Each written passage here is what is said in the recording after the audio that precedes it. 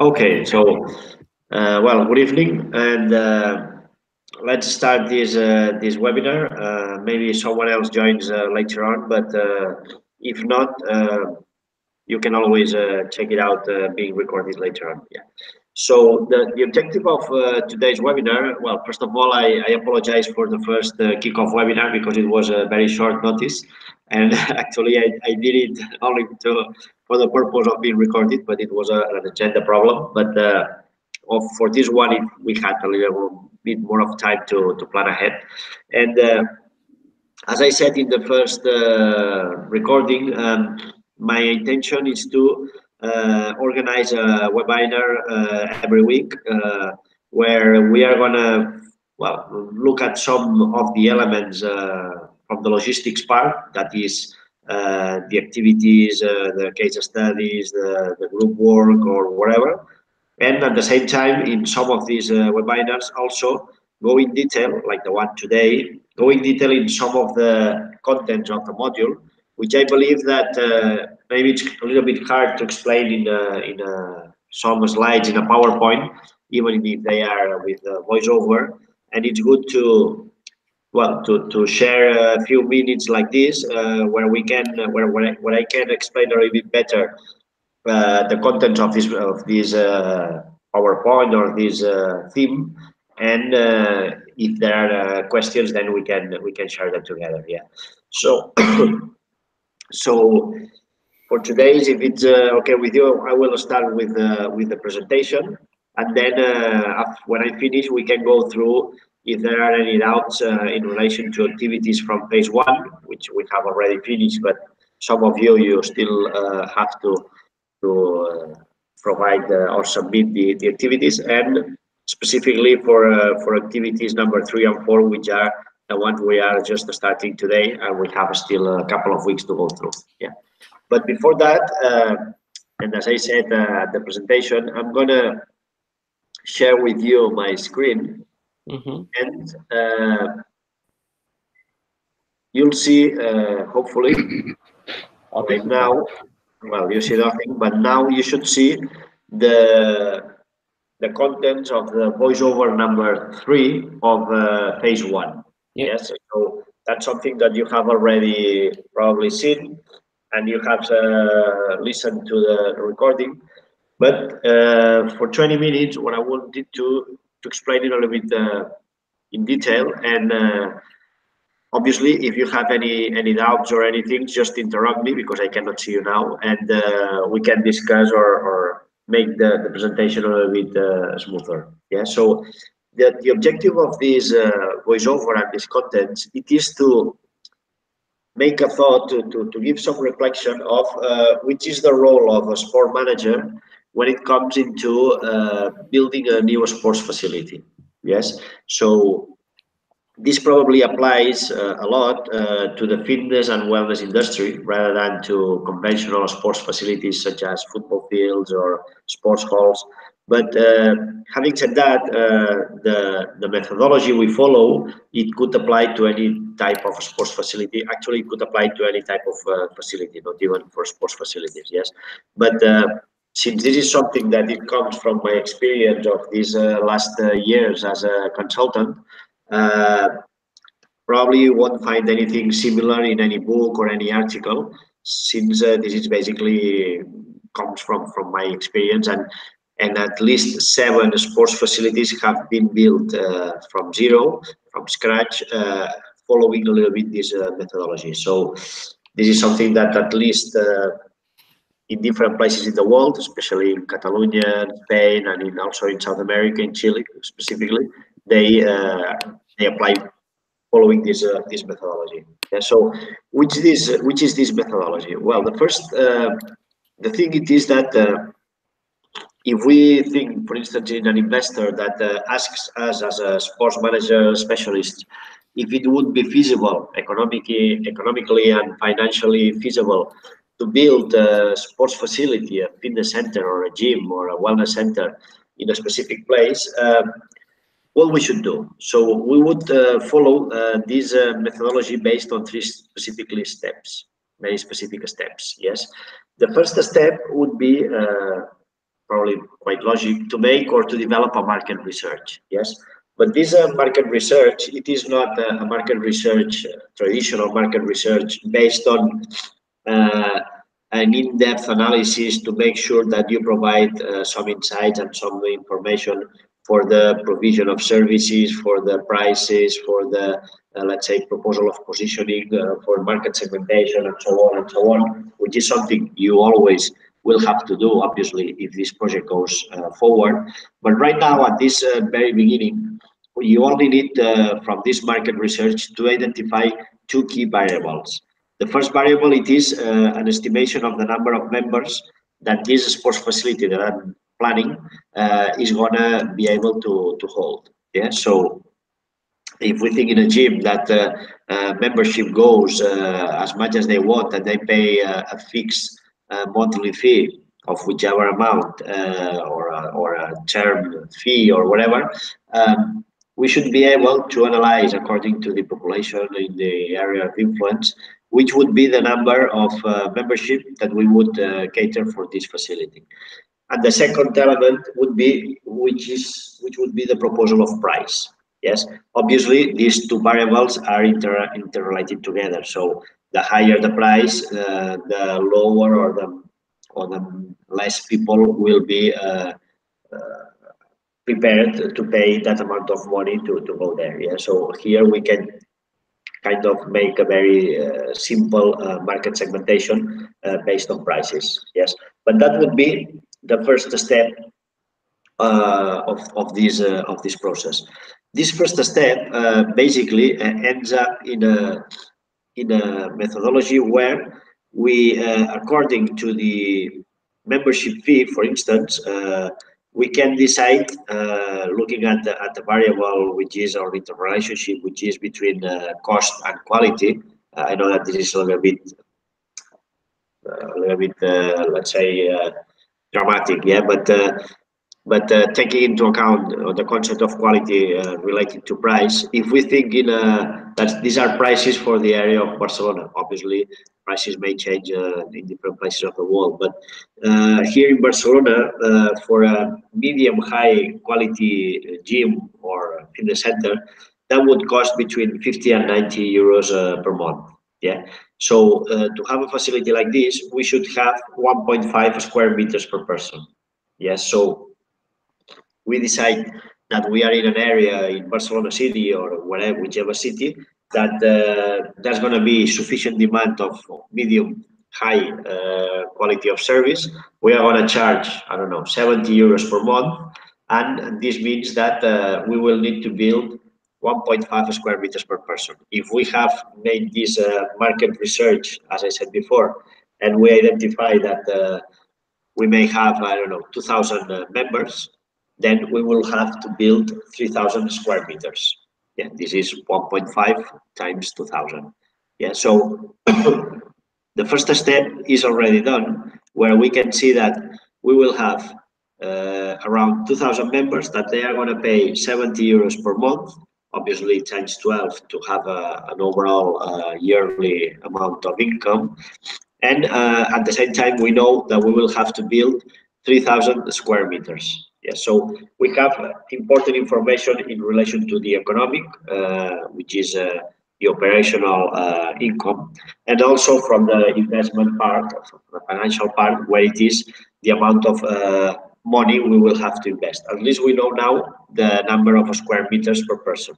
Yeah, if we move to the second step would be to identify what we call the program of spaces, which is the document that any architect will need to design in this case, the sports facility. Yeah, so there's nothing worse than telling to an architect to design a sports facility, because if you say nothing else, obviously they will design it, but probably they will design it in a unbalanced program of spaces. So who has I would like to meet someone who has practiced regularly sport, that has not found some time a sports facility where changing rooms are too small. plenty of sports facilities, the lack of square meters of changing rooms, or if it is a football field or sports hall, the problem is that the number of changing rooms are not enough to cater all the teams that are going in and out of the sports hall. Yeah, so before we ask an architect to build a design a sports facility, it will be very important that from the management point of view, sports management point of view, we give him or her programmable spaces to be developed. Yeah, and that would be the second step, basically. Yeah. So here we have an example of well, not an example, but the rates. The example comes later on. The rates or the let's say structure we should think. For instance, if we think about a fitness room, this fitness room should have between 15 to 20% of membership forecast. Yeah.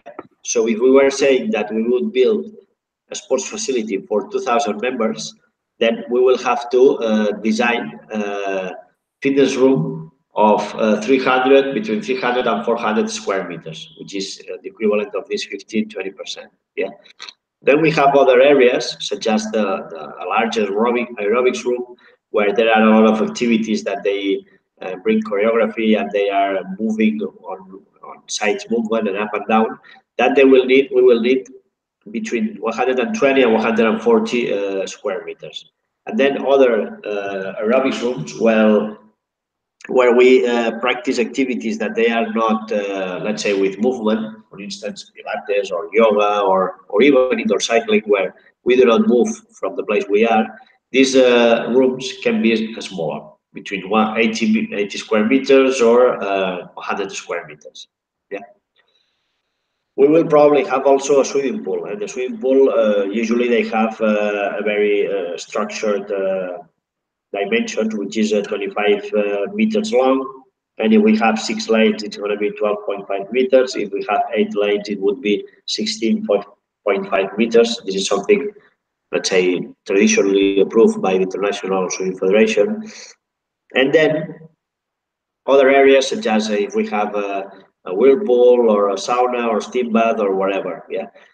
The important thing here is probably this element of changing rooms, where I suggest that it should account for 20% of total constructed area. Yeah, and this is something that usually architects, it's hard for them to understand because they believe that it's too much space. But at the end of the day, everybody in a sports facility end up or should end up taking a shower, changing, and so on. Yeah, and there are other areas, for instance, the front desk and the waiting area, that it's obviously much more subjective depending on the design and depending on the space available in the project. Yes. So here we have a structure of the different square meters to be built for each one of the spaces, and on the right hand side we have an approximation of the construction costs. This is obviously the construction costs based in the area of Barcelona, but each country may have their own construction costs. And obviously, if we have the square meters of each space and at the same time we have the costs, we end up very easily with the total amount of investment for this sports facility. Yeah. So at this time, we already have the number of membership we expect to have as a maximum number of membership. We know which are going to be the membership fee, which is going to be the membership fee, which means that we will have the most important element in terms of income. Yeah. If we are experienced sport managers, we know that to achieve this level of income, we will incur in some expenses, such as obviously salaries, such as gas, water, heating. So there's a lot of traditional expenses in a sports facility that will be kind of easy to identify. And at the end of the day, we'll have some profit or some loss. Obviously, ideally would be profit at the end of the day from this economic income and expenses. Yes. So we know on one side which would be the level of profitability of this project, and on the other side, since we have already analyzed the number of square meters and its construction costs, we will know at the same time the level of investment. Yeah. Here we have an example, a real example of a sports facility of 10,000 square meters next to Barcelona, in a village next to Barcelona, where apart from the typical sporting areas of a gym or of a fitness center, it also has some facilities that they are more related to a conventional sports facility, such as a sports hall or paddle courts or a football pitch. Yeah, so this is in this facility there is a combination between fitness area, gyms area, and other traditional sports. Yeah, this is quite common in Barcelona area because that's what allows to generate a public-private partnership where the private manager gets some profitability from the fitness area, which helps him or it to pay the expenses of a sports hall or of a football pitch that usually they are not as profitable. Yeah, so this is a very traditional or typical example in many places in the surroundings of Barcelona and obviously in Barcelona city as well. Yes. So here you have, as I said, an example of a very large facility with some sort of detail according to the different changing rooms and so on. Yeah. That would be step 2. So actually, that would lead us to the last step, which is the step number 3, which basically what it says it is, well, if we have the income, we can analyze a little bit the expenses, operational expenses we'll have a final result, economic result. And with this economic result and being aware of the level of investment we will incur, we already know if this project is feasible or not. Obviously, if we identify some sort of feasibility in this study or in this preliminary study, the next step would be ask to an architect to develop the design project and ask to a sports manager or sports consultant to develop the project management and let's say all the elements to take into account when the facility starts being built in terms of creating the operational team, marketing campaigns, and so on. Yeah. So that would be, let me come back to you. Oops. Now, so that would be this voiceover number 3, and the idea that I wanted to basically explain in this webinar, where the methodology to follow, it is interesting because we need to have some data before we start taking decisions that they can be quite risky because we're talking about an important level of investment. I don't know, Victor, if you said before that you were related in real investment. If you have done some sort of process like this, similar to this before.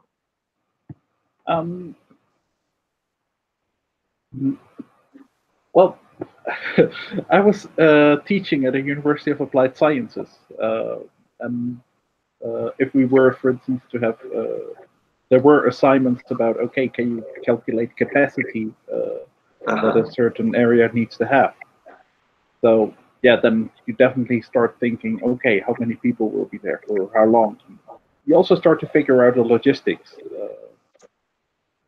So it wasn't always about sports facilities, but also, for instance, about festival grounds or museums. But also, yeah, from my own experience, mostly, I've seen quite a lot of sports halls from the inside.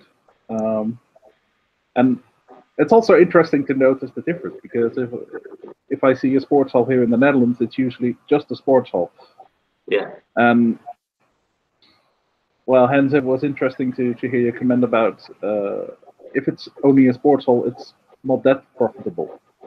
Yeah, definitely. That's a model that it's I would say it's quite special or specific here in Barcelona area, where I've been living in England for 1 year and a half, and again the same over there. I mean, we had swimming pools, but there's a swimming pool and nothing else.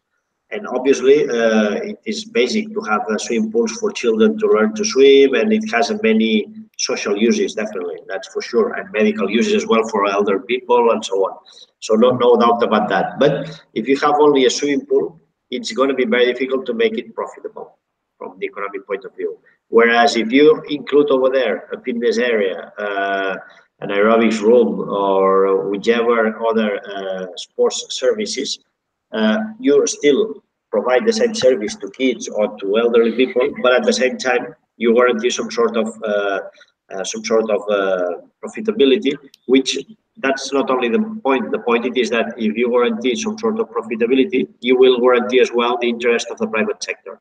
And this way, Spain, which is not as rich as other countries in Europe, they support on the private sector to make sure that at least they have facilities, obviously regulated in a price that makes it public and accessible to everyone, and to guarantee that everybody has access, or almost everybody has access to practice sport at a certain level of quality of their facilities and services.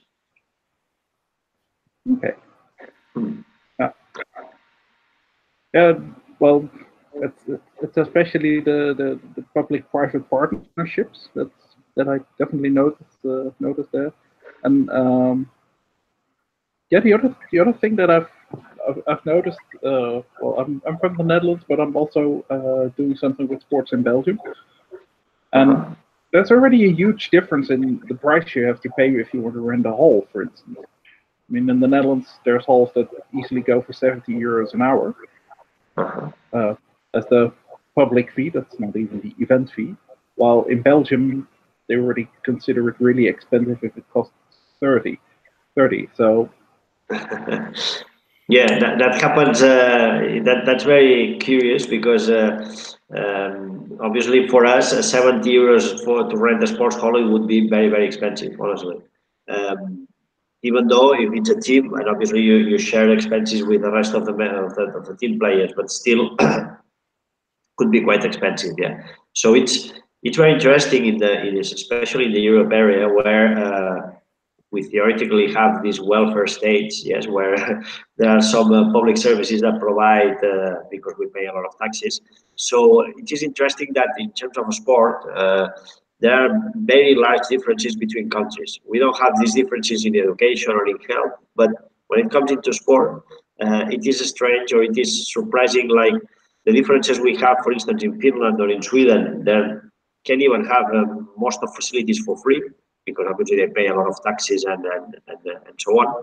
And then we can find countries where, like the Netherlands, where actually, because, well, the way of life, it's obviously more it's higher than in Barcelona, but still, in comparison, it is maybe a little bit more expensive. Or even in Spain. In Spain, you can find a fitness center in Barcelona that may cost 50, 60 euros. The same quality of service in Madrid may cost you 80, 90 euros, because there's not too much public involvement in the sports services, so in sports offer. So it's quite interesting to analyze that from this, let's say, participation of the public sector perspective. Definitely, yeah. Well, good. This was a little bit the most important part of the webinar for today, and the second one was I don't know if you have any doubts in relation to the activities so far. Well, you have already answered the activities 1 and 2, so you're okay with that, I guess. Have you had time to go through activities 3 and 4 of this phase 2? I don't have the. I didn't start on them yet.